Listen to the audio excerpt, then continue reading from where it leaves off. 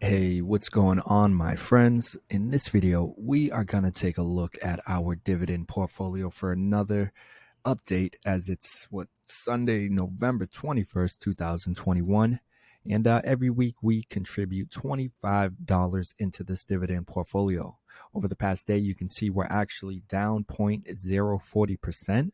However, we fall down even a bit more over the past week to negative 1.61%. And then the past month, we jump up to 1.63%. In the past quarter, we're up 0.80%. In the past year, in all time, we're up 11.47%, which is a gain of $121.38, giving us a total current value of $1,774.35.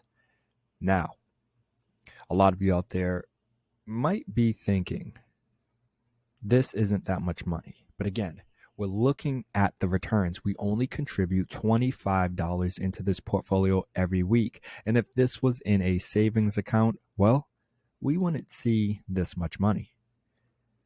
And so the question is, where is our money coming from? If we look over here, you can see our market gain is $83.89 with a earned dividends of $37.49. And when we dive in here, you can see our earned dividends are primarily coming from Newt, or should I say Newtek, with $8.84, followed by Verizon at $4.15, Realty Income Corp at $3.55, and so on and so on. We also previously had AT&T, who was high up in the mix prior to us selling them. However, they no longer are in our portfolio since we traded them out for IIPR, Innovative Industrial Properties.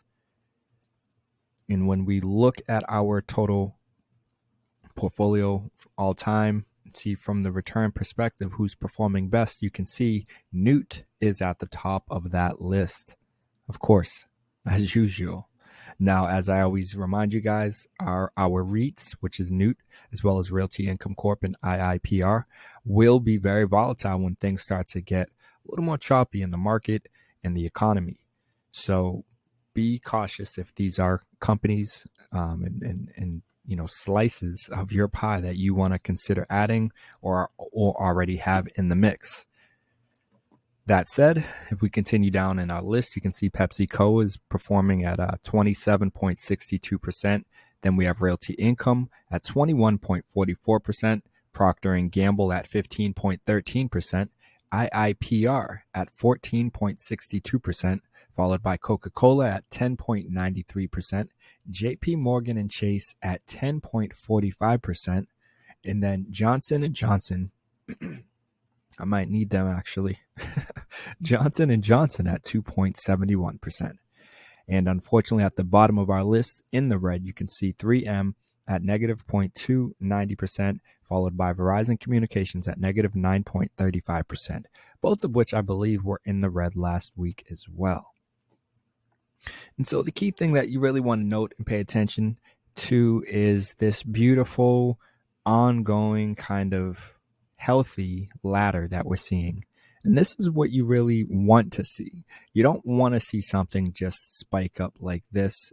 Of course, if you do, it's fine. In this particular case, because that was the one time we added an additional larger investment.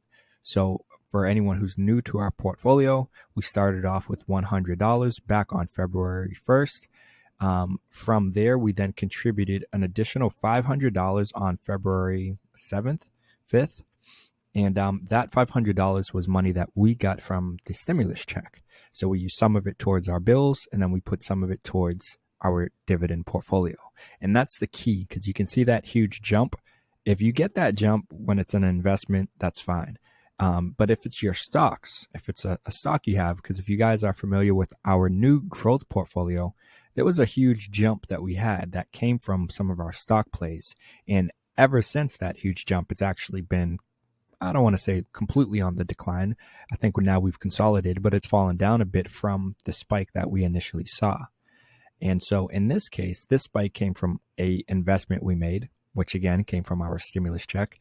And this is key because if you have any opportunity to add additional funds to your portfolio, it will help speed up the trajectory. This nice jump here is exactly what we got and what you will potentially get when you do make some kind of larger contribution to your portfolio as well. So that's key. But the other key thing to remember is it's a marathon. Slow and steady will help you with just keeping the fear of any of these red stocks that you might have in your portfolio, unless it's just a bad company, a bad move in general. Aside from that, in the short term, these moves shouldn't worry you too much. Because these are two, powerhouses that I believe, I'm confident about, that will get out of the red zone that they're currently experiencing. That said, you will notice if we look in here, some of these periods where it does kind of plateau or even take little dips. That's what you need to remember is going to happen when you are investing with the stock market, investing in companies, investing in anything and anyone, even in yourself. There will be times where you hit a wall, you hit a slump, you slip, you hit a little pothole in the road, whatever it is, get a flat tire. That might slow you down. That might throw you off track. But it's the ability to continue to contribute to your portfolio during those times, especially when you're in the red, because that's when you're building up a larger stake in that company at a cheaper deal, which is helping you with growing your returns quicker when that company decides to rebound and actually pick up and get the momentum of other investors and so on and so on. So, my friends, if you haven't started to invest yet, please consider doing so. As you guys can see, like I said, we started this portfolio with only $100. We're up to $1,700, over almost $1,800. And, the big thing is, the key thing is to just continuing to chip away at it, being consistent, being persistent, and, not really looking at it on an everyday, day-to-day level. I think that's one of the beauties with M1 Finance is it's not really designed for trading. It's more so meant for investing. And if you want to grow your money, if you want to invest, I highly recommend starting with M1 Finance as well. You can use my link down below, which will give you some free cash if you start and fund your account with at least $100.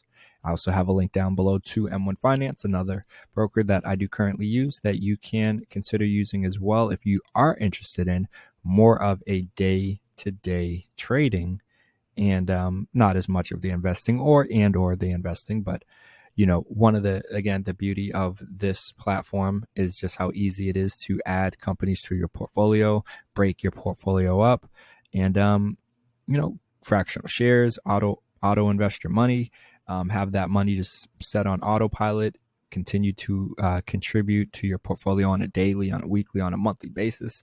All you got to do is worry about is making your general initial income. And I have plenty of videos here on this channel that can help you with, making additional funds. So maybe you have enough money right now just to get by. You don't have enough to invest. Well, like I said, check out other videos on this channel: TaskRabbit, Fiverr, Upwork, HireCar. There are plenty of opportunities and ways that you guys can make money or additional money that you can then go and invest that money and get that money to work for you and grow for you. And that is really what it's all about. So my friends, I got to keep it moving. I hope you guys found this video. If so, definitely, if you found this video helpful, like this video, okay? Subscribe to the channel, hit that notification bell, because then you'll be able to stay up to date on all of our latest and upcoming videos. And also check out the growth portfolio that we recently started. See how that is going, because that's definitely volatile and exactly what I'm talking about when it comes to things going up quickly and potentially coming down quickly. But all right, my friends, I got to keep it moving. But you guys already know, I'll see you in the next video. Peace.